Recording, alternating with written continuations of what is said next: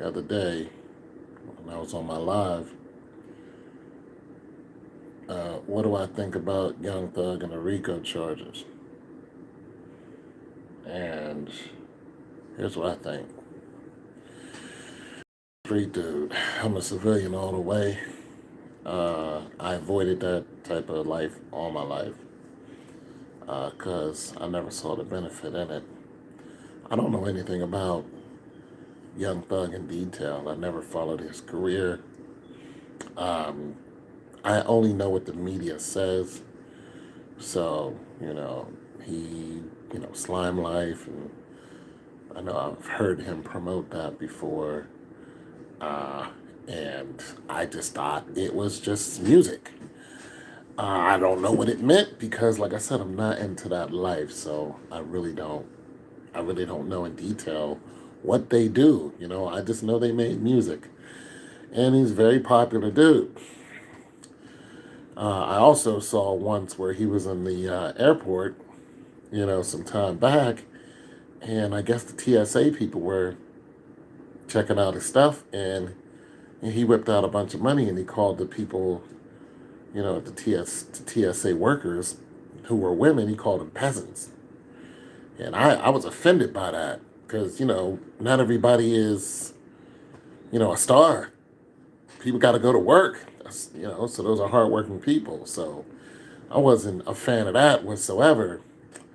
And like I said, I don't know his music, other than the one song that people can barely pronounce, which was Lifestyle. You know, and, you know, people say he does a lot, for his people in Atlanta, and that's cool. People look up to you. He's got kids. He's a whole man out here. You know what I'm saying? He's doing his thing out here. And I know, he's affiliated with, Birdman, and then, of course, everybody knows about Birdman and, how he gets down. Very rich, very wealthy man, and what I'm saying, I used to listen to some of that music back when they first came out with the Hot Boys and all that other stuff. But what do I actually think about, these charges? I think that it's a trend. I'm an older dude, so I've been seeing this before Young Thug was born. I've been seeing the police do this to rappers and just famous people. People who are up there, black men. I've been seeing them get, hit with erroneous charges that are baseless and then tossed in jail, and it costs them, millions of dollars, and often their career. And a lot of times people are, those guys were set up by black people, most of the time women. Um, so I've been seeing this for a very, very long time. And it just doesn't surprise me. So here's my thing. If you're going to come out here and rap, you have to know, for one, everything that you say can cost you. I mean, everything that you say in one shape, form, or fashion. I mean, look what happened to Little Baby. They came and grabbed him out of a hotel on whatever issue. I'm sure it cost him a bunch of money. And look what happened to Young Black, or whatever his name is. Uh, the guy who was beefing with Young Dolph. That dude went to the bank and took out, 250 grand, and the bank teller called the police on him. The police came and took half of his money. They put him in handcuffs and took half of his money. Why? He got it out of the bank. The police knew he got it out of the bank. They put the man in handcuffs and took half of his money. Why did it? Because the police are robbing people. They are the biggest gang in America. They're robbing people. So for Young Thug to be, riding this successful wave, he's a very successful person, and putting out all this music and all these followers, and and then talking about a certain lifestyle that is that you know the DA or some type of federal agency looks at and goes, that's we deem that promoting a violent lifestyle. Well, then they're going to come get you and then charge you with a RICO charge. Now, here's another thing I noticed, that a lot of these guys don't stay in jail for long. They hit 6ix9ine with the same thing. How long was he in jail? He's out now. But the people who he was affiliated with, a lot of them are still in. And I think some of them actually got out. So, like I said, I don't follow these people because I don't listen to their music. But for all of you people who listen to their music, and all you young rappers who look at him, look at Gunna, and look at and all the women and the money and the fame and all that, well, you got to understand, the fans are not the only ones watching you.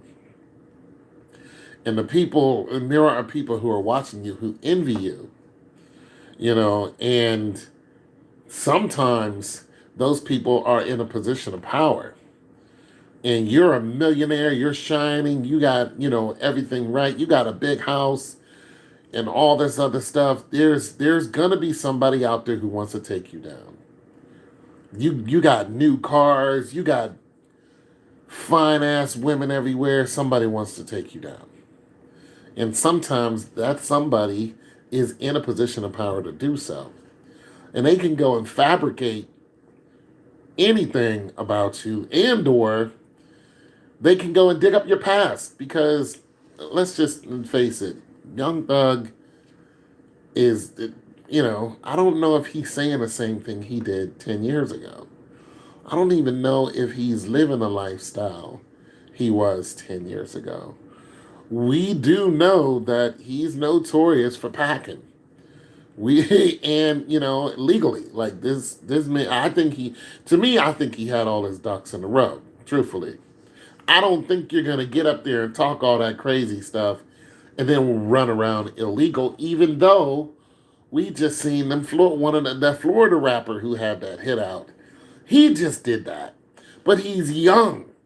And that's just the difference between a lot of those rappers and Thug. Thug is an older dude. He's got kids. He's not a stupid man. So I don't think he is running around like, yeah, I'm going to just blah, blah, blah, blah. He's like, I got papers. I got, if you come for me, I got all papers, yada, yada, yada. But like I said, I don't know. But I'm just thinking, the older you get, the more you mature. It would just be mature for you to have papers for your weapons. That way, somebody, run up on you, you can, bust them up and then be like, I got papers. It was self-defense. And then it is what it is, just like what happened to the baby. Even though he did have some discrepancy behind that weapon, but nonetheless, it was self-defense. With him and that guy in Walmart, that guy died, and it was what it was. So, yeah, a lot of these guys don't stay in jail for long. I just think they're robbing you, truthfully. I think it was just your time. They did the same thing to Lil Wayne.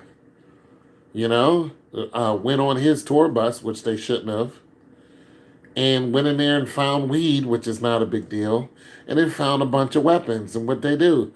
Put him in jail. You think his lawyer didn't get paid? I got to understand. Look at Chris Brown. Chris Brown got a new lawyer. That lawyer went and hired somebody to set Chris Brown up because that dude wanted to be on TV. The lawyer did that. And I mean, if we look at Remy Ma. Remy Ma really did shoot that chick in the stomach. And Remy Ma did her time for that. Big ups to Remy Ma. Oh, we love Remy Ma over here. She conceded she got a reason. We love Papoose too. But when you look at another case, Remy Ma, somebody said Remy did something. Turn around, she had to go to court for that. Yada, yada, yada. Cost her a bunch of money. And then they said, no, she didn't do it. And Remy was like, Yeah, I'm innocent, but I wish they would have known that before it cost me all that money. See, that's the way the system is set up to rob you. When you're out here, and listen, black people don't have sweat. Black people don't. We're not manufacturing anything. We're not manufacturing anything. I mean, other than music, like we're not building cars. We're not, we're not building skyscrapers. We make music. That's our thing. They watch us. They listen to our music. They love our music. They see the stars rising, and when they see that you get too big, they come after you in some shape, form, or fashion. It happens all the time. All the time. There always there's a dossier on all hip hop artists. It's called the Hip Hop Dossier. And believe me, they still. I mean, there's a whole documentary about it. So when for you, even you new artists, even you artists who had a one hit wonder, there is a dossier that the federal government has about you. You come out with anything on the airwaves, they're listening to every word that you say and they dissect it. So the second that you mention anything about a weapon, yeah, and then somebody goes out and does something that you say, oh yeah, those are Rico charges. And when you say that you're in a gang, or you're affiliated with a gang, or you know a gang, or you hung out with a gang, and you start wearing particular colors, and then other people who are affiliated or know that gang or listen to what you say in your raps, and then go out and do what you say do, even if you didn't do it, they're going to come back to the source and say, you're the one that told this guy to go out and do this. This guy went and did it. And you're like, I don't even know that person. You don't have to know them.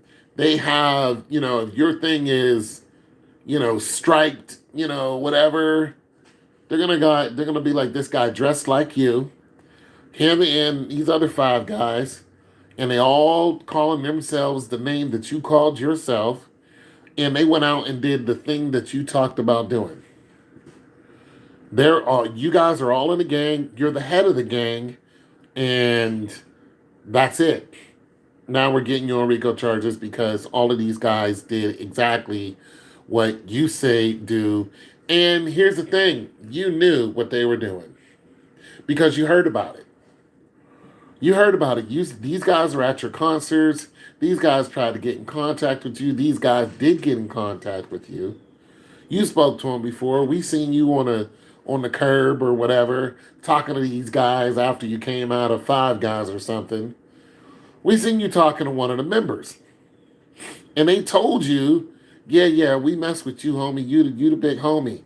Yeah, we got our stripes too. Look, here's our stripes right here. And you're like, yeah, cool. You thought it was fly. Yeah, here's our stripes. Yeah, cool, man. And then that same guy went out and gathered a bunch of other guys, and they all did the same things you talked about doing in your rap. Now you got RICO charges. And that's what I think about it.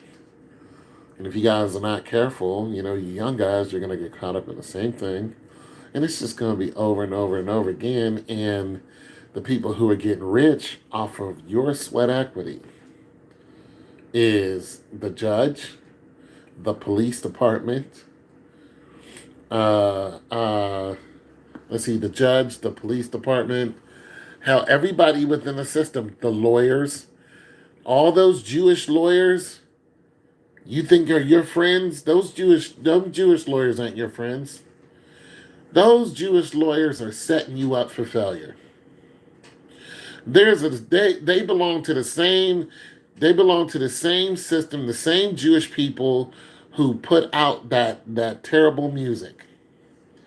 They belong to the same Jewish people who in the 90s shut down all the good music.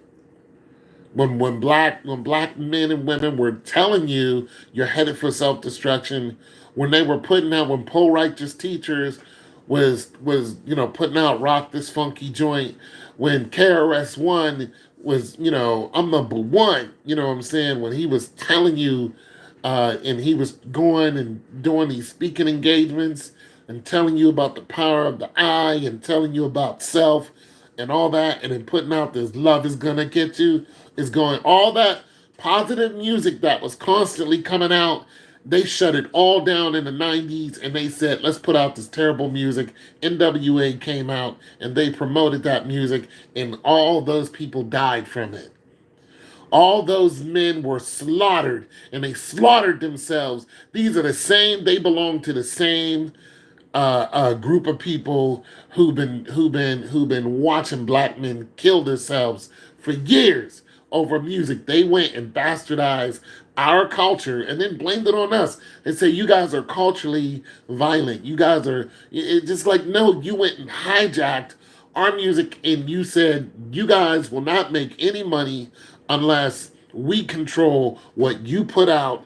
And if you put out positive music, we will make sure that you don't get no airplay whatsoever.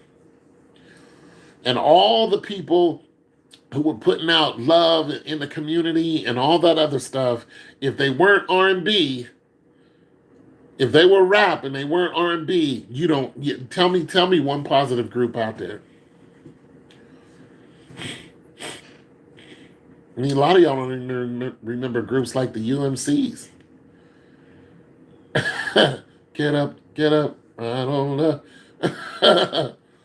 Yeah, a lot of y'all don't remember these groups that were out in the 90s and they were all positive. They wasn't calling women out of their names. They wouldn't dare do anything like that.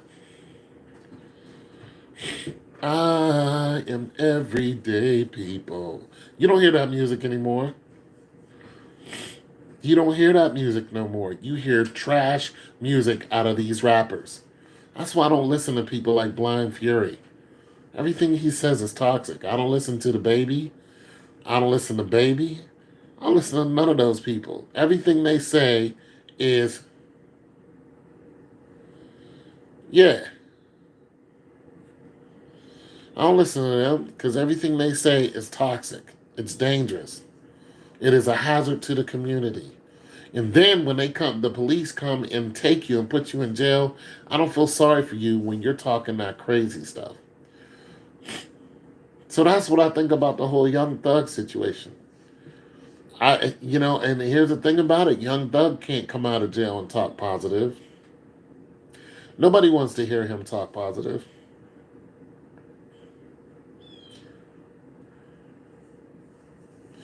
Yeah, it gets right in your spirit and it ruins you. I don't listen to that trash. And everybody's so infatuated by the beat. It's just like, yeah, the beats are nice because the beats are ancient. Those are your ancestors talking to you. Those beats we use when we go to war. So whenever you hear those beats and that low bass and that, yeah, that meant violence. We were about to commit violence against another tribe. That's why everybody's attracted to those beats. And you jump up and down and you agree with them because your ancestors jumped up and down and agreed with it, and we were ready to go to war because somebody offended us.